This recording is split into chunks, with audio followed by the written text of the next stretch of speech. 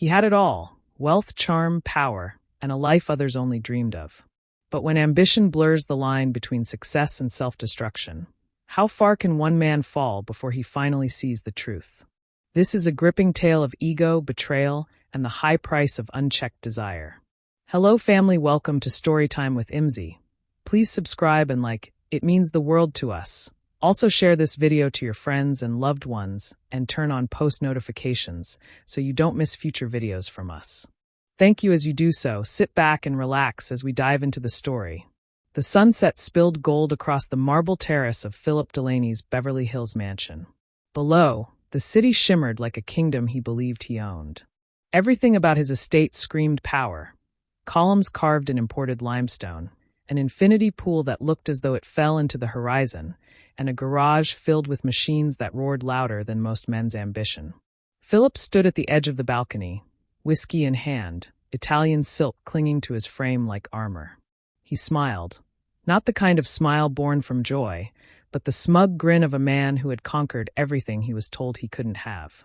He came from nothing, and now he owned the kind of life people killed themselves trying to imitate on Instagram. Behind him, laughter echoed from the great room. His wife, Celeste, was entertaining their guests.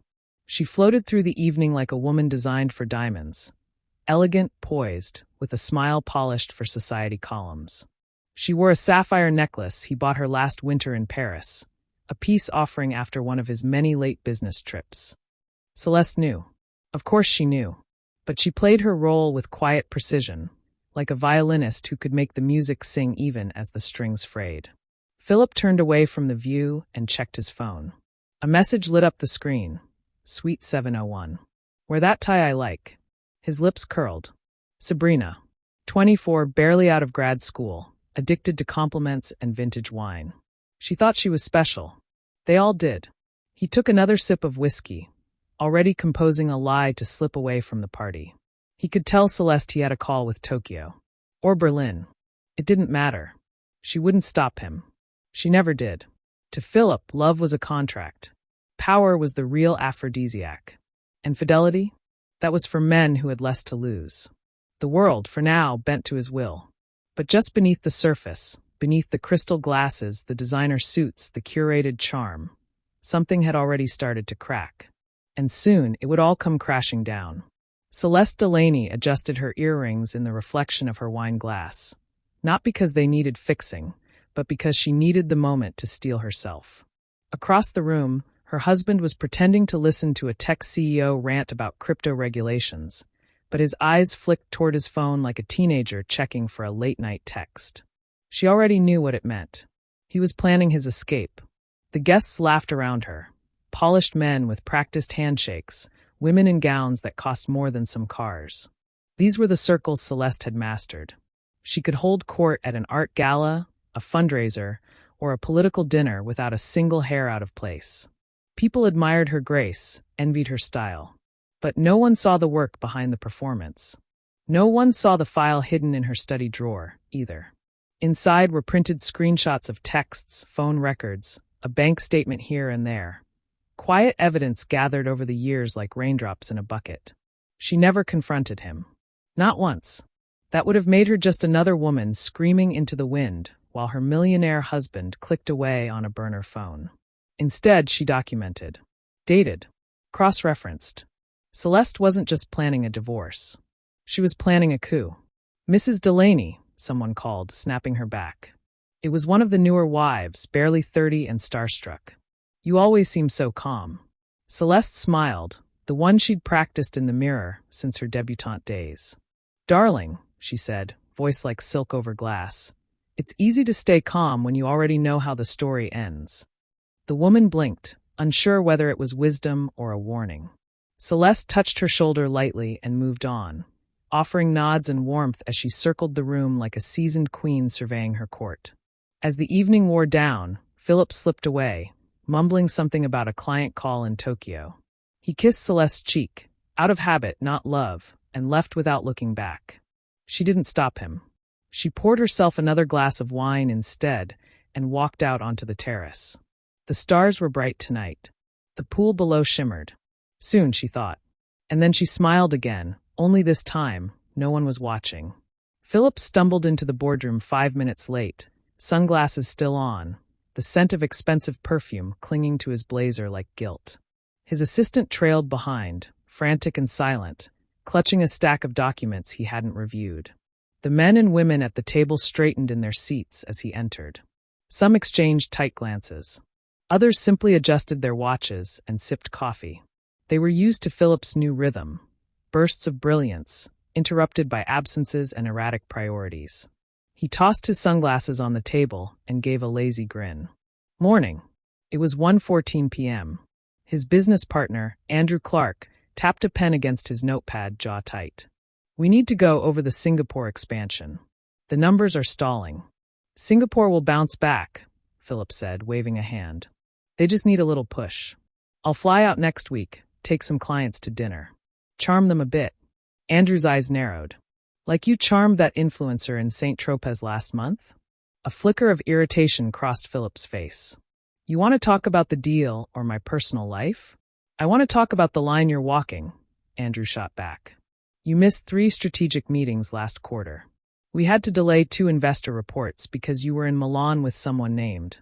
What was it, Nina? Nicole, Philip corrected without thinking, then cursed himself. The room fell quiet. Andrew exhaled slowly. You're not untouchable, Philip. Not anymore. The board's nervous. Your distractions are starting to look like liabilities. Philip leaned back, fingers steepled, a smug smirk forming. Relax, Drew. I built this company from a 2-man office in a rented WeWork. I've earned the right to have a little fun. Fun is one thing, Andrew said, rising from his chair. Bleeding company funds to impress your mistresses is another. Philip's smirk cracked, just slightly. The meeting dissolved shortly after. Some executives stayed behind, whispering in corners. Others filed out with robotic smiles, already texting assistants and lawyers. Philip walked to the window and stared out at the skyline. It had always made him feel powerful, steel, glass, money stacked to the sky. But today the view looked different. Colder. Smaller. His phone buzzed. A selfie from Veronica, his newest indulgence. Red lips. Hotel bed. A single caption. Miss me already? He smiled, but it didn't reach his eyes. Business can wait, he muttered, grabbing his coat. And just like that, he disappeared again. Veronica leaned back against the velvet headboard of her suite at the Pendry, legs draped over silk sheets, a glass of rose in hand. The hotel staff had delivered her dinner just as she liked. Rare steak, truffle fries, and a bowl of raspberries she wouldn't eat but liked to photograph. Her phone buzzed again. Philip, on my way. 20 minutes. She smirked and slid the phone into the drawer next to the bed, where a tiny voice recorder had been silently running for 3 weeks. She didn't even glance at it anymore. The device was just another part of the room, like the dim lighting or the Chanel lipstick on the nightstand. Veronica wasn't like the others. She wasn't here for love or lifestyle. She was here for leverage. She'd grown up watching men like Philip strut through hotel lobbies like gods, throwing credit cards and compliments with equal carelessness. Most women chase the fantasy. Veronica studied it. She saw the power behind the illusion, the cracks behind the charm. Philip thought she was enchanted by his stories, his suits, his 6-figure gifts. But what he never noticed, what men like him never noticed, was that while he was undressing, she was observing. When Philip arrived, the door opened with a soft beep. He looked tired but polished, undone just enough to appear spontaneous. She welcomed him with a kiss that tasted like champagne and calculation. Hours later, as he slept next to her, snoring faintly, one hand still clutching his phone, Veronica slipped out of bed and walked to the minibar.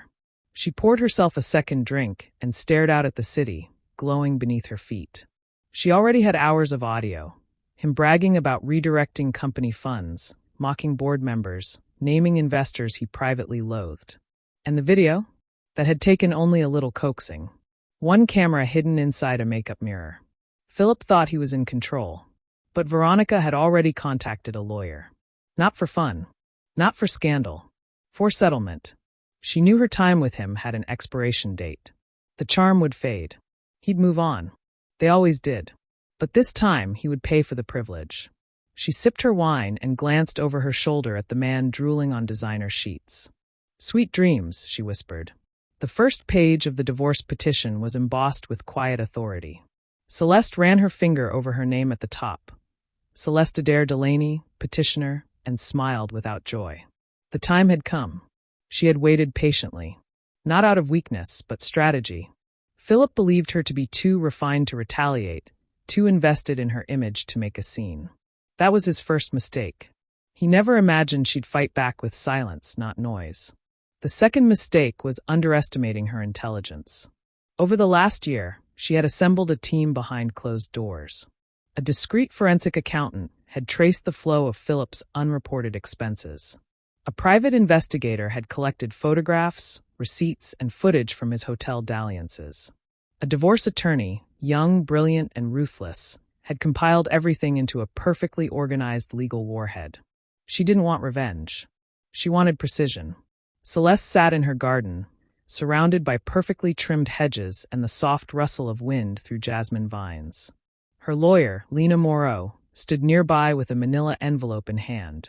"It's airtight," Lena said, her voice calm. "You'll get half the assets, maybe more once we prove marital funds were used for extracurriculars." Celeste chuckled softly. "You mean the mistresses?" Lena smirked. "I'm being polite." Celeste sipped her tea.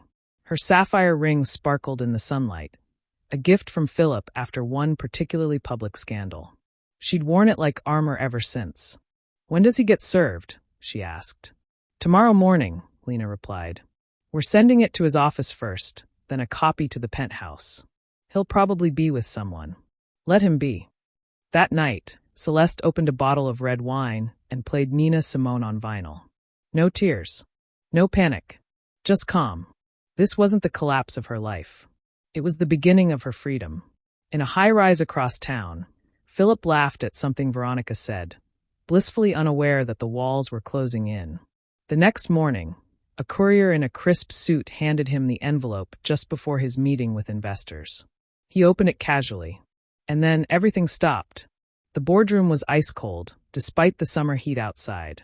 Philip sat at the head of the long, lacquered table, tie loosened, jaw tight, eyes scanning the latest headlines glowing on his tablet. CEO caught in double life. Inside the fall of Delaney Holdings. Exclusive. Mistress releases audio of Philip Delaney admitting to fraud. Celeste Delaney files for divorce amid allegations of infidelity and misuse of funds. He swiped each one away, faster, angrier. The board members didn't speak. Not yet. They just stared, some with disappointment, others with something colder. Calculation. The kind of look sharks give before a feeding frenzy. Andrew Clark finally leaned forward. "It's over, Philip." Philip laughed, dry and bitter. "Over? This is a PR mess. That's all. I've weathered worse." "No, you haven't," Andrew said. He tapped a folder on the table. Internal audits show six-figure charges unaccounted for. Private jet logs to Paris that conflict with your public travel records. And now this scandal. He flipped the folder open and pushed it toward Philip. Inside were transcripts, Veronica's voice, clear as a bell. Philip bragging, laughing, admitting to creative accounting. There were screenshots of wire transfers to personal accounts. Hotel bills signed under alias names that traced back to company cards. "She sold it," Philip whispered, stunned. Andrew didn't answer. He didn't need to. "We've also received a formal request from Celeste's legal team," Andrew continued. "She's asking for half the company's assets, and with the way this looks, she might get it." "You can't let this happen," Philip barked, standing. "I built this." "No," Andrew said, voice sharp now. "You burned it." The board voted him out before lunch. Emergency control was handed over to an interim CEO. Philip's security access was revoked by 3 p.m.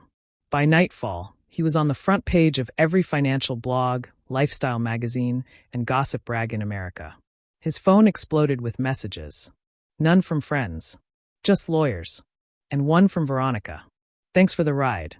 Hope the landing isn't too hard." She attached a photo, her on a yacht, champagne in hand. He threw the phone against the wall. By midnight, investors had withdrawn over $30 million in assets. By morning, Delaney Holdings was in free fall. And Philip, once the king of a glass kingdom, stood in the ruins, hands shaking, wallet bleeding, and reputation in shreds. The penthouse was silent, save for the hum of the refrigerator and the occasional creak of the old wooden floor near the window. The grand piano sat untouched in the corner, its keys gathering dust like an exhibit from a life no longer lived. Philip Delaney stood in the kitchen wearing yesterday's shirt, sleeves wrinkled, collar limp. He poured himself a glass of scotch, not in a crystal tumbler, just a regular mug. The kind Celeste used for tea. He found it in the back of the cabinet and hadn't bothered to clean it. He hadn't cleaned anything, really. The living room was a battlefield of unopened mail, court summons, foreclosure notices, and a half-eaten sandwich he didn't remember ordering. His once-coveted watch collection had been boxed up and sent to auction. The art on the walls had been appraised, and most of it removed by gloved hands from a gallery. Even the housekeeper, quiet, loyal Maria, had stopped coming. The women were gone. Mistresses who once texted hourly had blocked him. His calls rang to voicemails that no longer held curiosity. Veronica, the final nail in his carefully curated coffin, was rumored to be dating a European billionaire now. Philip wasn't angry. Not anymore. Just tired. He shuffled to the large window and looked out over the city. It didn't shimmer the way it used to. It just looked busy. Cold. Indifferent. Then he picked up his phone and did something he hadn't done in months. He called Celeste. It rang. Once. Twice. 3 times. He almost hung up, then she answered. Philip. Her voice was calm. Measured. Clear. He didn't speak for a moment. His throat tightened. I'm not calling about the case, he finally said. I needed to hear your voice. A pause. She sighed. Not bitterly. Not cruelly. Just full of understanding that no longer needed to be spoken aloud. You lost everything chasing nothing, she said. Philip blinked. His hand trembled slightly. You don't need to say anything else, Celeste continued. This chapter is closed. For both of us. And then she hung up. He stood there, phone in hand, staring at the screen as if waiting for it to apologize. Outside, the city buzzed with life. Deals were being made. Drinks were being poured. Promises whispered over rooftops. But up here, in the penthouse that once hosted celebrities and billionaires, only Philip remained. And for the first time in his life, no one was coming to save him. 3 years later, no one recognized him. Philip Delaney sat at a small cafe table outside a bookstore in a quiet part of town, dressed in a worn gray coat and jeans that no longer fit quite right. He sipped black coffee from a paper cup, watching people pass by without so much as a second glance. His hair was thinner. His eyes had lost their gloss. The weight of a former life clung to him in posture more than appearance now, shoulders slouched, hands calloused from real work. He taught part-time at a community college now. Business ethics, of all things. The irony wasn't lost on him. Across the street, a billboard caught his eye. It featured Celeste, glowing, vibrant, standing in front of a room of young women at a conference. Celeste Delaney Foundation, empowering women to walk away smarter sooner. He smiled faintly. Not bitter. Just accepting. She had rebuilt herself into something powerful, meaningful. While he had been clinging to ash, she had forged something unshakable from the fire. He turned his attention back to his notebook. Scribbles of a manuscript he'd started months ago. A memoir, maybe. Or a cautionary tale. He hadn't decided yet. But the title at the top of the page never changed. Everything I Should Have Known. A kid with a mop of curly hair passed by and dropped $1 into the tip jar beside his coffee. I'm not homeless, Philip said, startled. The kid shrugged. You looked like you needed it. Philip almost laughed. Maybe he did. He packed up his things and walked home. An apartment above a laundromat that smelled like detergent and yesterday's rain. It wasn't much, but it was his. And it was quiet. That night, he stood by his window and watched the moon hang low over the skyline. The same skyline he once owned. He lifted his glass, water now, not scotch, and whispered to no one. All I had to do was stay loyal. And the night said nothing in return.